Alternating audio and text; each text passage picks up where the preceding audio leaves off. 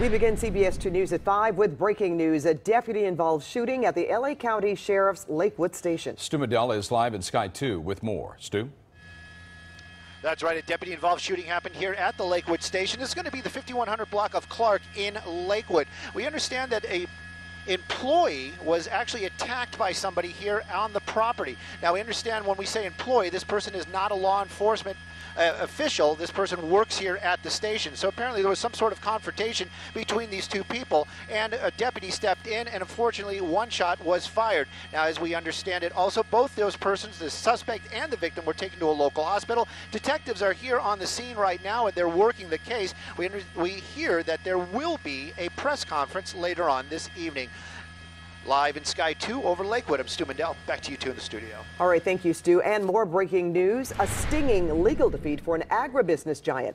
A San Francisco jury has ruled in favor of a man who filed a claim against Monsanto, the maker of a popular weed killer. Dwayne Lee Johnson was awarded $289 million in punitive damages. In a civil suit, Johnson's attorneys allege the school groundskeeper was diagnosed with non-Hodgkin's lymphoma after using Roundup weed killer over the course of 2.5 years for his job. The company maintains the chemical used in Roundup is safe. In just 5 days, more than 18,000 acres burned and still only 5% containment. The holy fire is testing the faith of people hoping the flames won't reach them. And the man accused of starting it had a wild day in court. Let's catch you up on where things stand in the firefight at this hour. More than 1,200 firefighters are tackling the holy fire from the air and from the ground. 21,000 plus people have been evacuated from the fast-moving flames. 18,137 acres of the Cleveland National Forest have burned so far. And Governor Brown declared a state of emergency for both Orange County and the Inland Empire. And we have team coverage, including CBS2's Michelle Gili, who was there as the man accused of starting the fire made his first court appearance. But let's begin with Nicole Comstock. She's in Lake Elsinore with the firefight going on there. Nicole? Yeah, and the flames from the holy fire have not been as intense today in Lake Elsinore as they were yesterday, but certainly the winds are starting to pick up out here now, which is sending this smoke all throughout this neighborhood here on Laguna and West Long Street. We have seen a lot of helicopters overhead in this neighborhood dropping water on these hot spots to make sure that they don't make it all the way down to the homes here.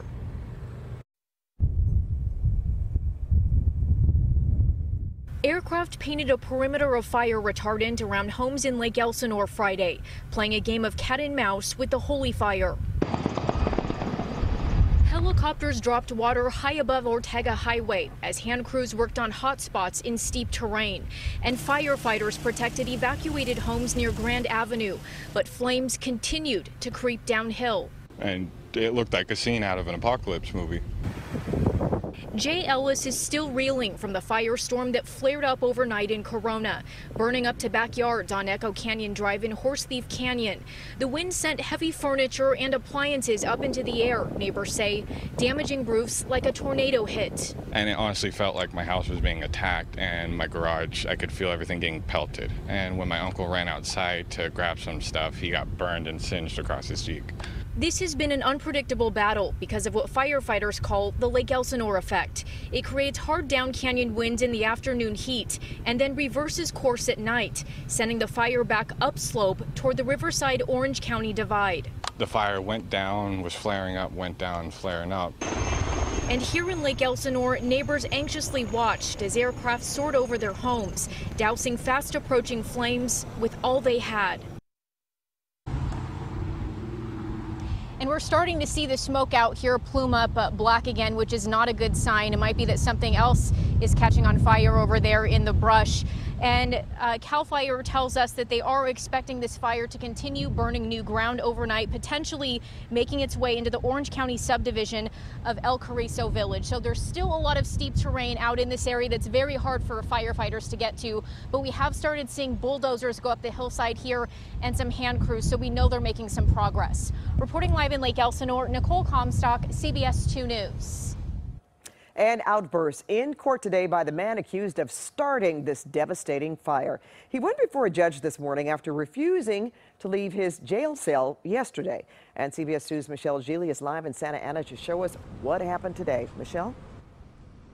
Pat, this is one of the more bizarre arraignments that I have ever covered. This arson suspect, Forrest Clark, was very, very animated. He was swearing. At one point, he took his hair and wrapped it around to cover his face, and he blurted out that he feared for his mother's safety. And there was a lot more. Let's go forward then on the case of Forrest Gordon Clark, birthday 12/29/66. Is that your birthday, Mr. Clark? As arson suspect Forrest Clark paced back and forth, flipping his long black hair and staring from the courtroom cell, he blurted out all kinds of things as the judge went through the steps of his arraignment. And Mr. Clark is charged in several counts involving arson, aggravated arson, it's a lie. Criminal threats. These are just allegations, sir, and resisting. Correct. The 51-year-old Trabuco Canyon man was arrested Tuesday, a day after the holy fire broke out near Clark's cabin in Holy Jim Canyon.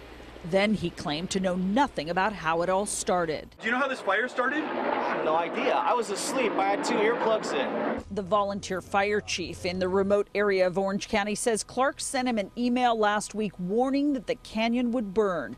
The holy fire has raged out of control now for 5 days. You're giving up your right to a prelim until 10 days or 60 calendar days from next Friday. Will that be all right with you?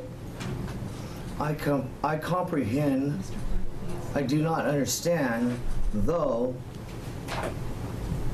I will say yay at this time. You're going to see that different charges have different mental states or lack thereof that are required for an offense.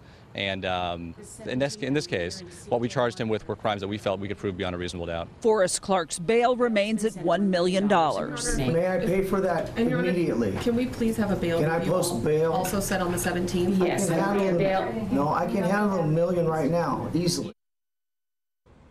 Forrest Clark did not enter a plea today. He will be back in this very same courtroom here behind me in 1 week, where he's expected to do so. That's the latest live in Santa Ana. I'm Michelle Geely. Back to you. Thanks, Michelle. And coverage of the Holy Fire continues 24/7 online on our website, cbsla.com.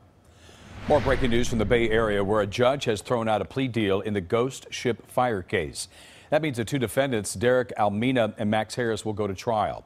Under that plea deal, Almina and Harris were expected to be sentenced to 9 to 6 years, respectively. 36 people died back in December 2016 in that fire in Oakland. Developing news from the Westlake District, where 2 people are dead. The LAPD says it looks like a murder-suicide.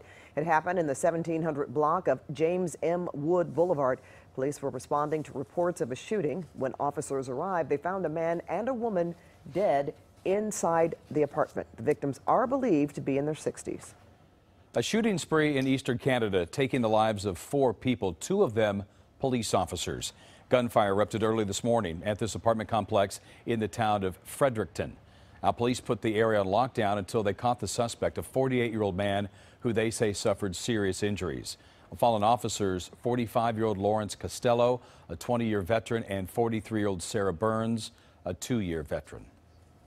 Obviously, this is incredibly difficult for our officers and for our community. No one ever wants to lose a colleague or friend, especially in this kind of situation. Well, the names of the other victims, a man and a woman, have not been released yet. Investigators say they do not have a motive. This was the second mass shooting in Canada in just 3 weeks. After an off-season break, the battle over NFL players kneeling during the national anthem has kicked off once again. Some players took a knee during last night's preseason games in protest of what they see as injustice in America. This morning, the president tweeted, "The NFL players are at it again, taking a knee when they should be standing proudly for the national anthem." He added, "Numerous players from different teams wanted to show their outrage at something that most of them are unable to define." It's a peaceful protest. We're not harming anybody. We just want to let the world know and continue to know what's going on. Here's how the ACLU responded to the president. Quote, "NFL players have continuously defined what they're protesting: white supremacy, police brutality, and racial injustice. You're not listening." League executives say no player will be disciplined for the demonstrations while they continue discussions with the players' union. Another book about the Trump White House is providing fire and fury. Former advisor Omarosa Manigault Newman calls the president a racist, a misogynist, and a bigot. Well, CBS2 political reporter Dave Ryan is here now with more from her upcoming book and what the White House is saying about what she has to say. The book is getting plenty of attention already. The question is, who's got the credibility here? We'll find out. Omarosa Manigault-Newman first met Mr. Trump on the TV reality show The Apprentice. Then she followed him to the White House. But her shaky stay lasted less than a year. Now, Newman has a book coming out where she makes some fiery accusations. According to excerpts obtained by the Washington Post, the former assistant to the president claims she was offered a $15,000 a month contract by Mr. Trump's daughter-in-law and campaign advisor, Laura Trump, to keep quiet. Manigault-Newman says she didn't bite. Instead, she wrote Unhinged, an insider account of the Trump White House. She questions the president's mental state, describes him as unstable, and paints him as unable to control his impulses, according to the Post. One of the biggest revelations, according to Manigault-Newman, is Mr. Trump's alleged use of the N-word during his apprentice days, and apparently there's a tape of it, though she does not provide any evidence. She wrote, "They all told me that President Trump hadn't just dropped a single N-word bomb. He'd said it multiple times throughout the show's taping during off-camera outtakes, particularly during the first season of The Apprentice."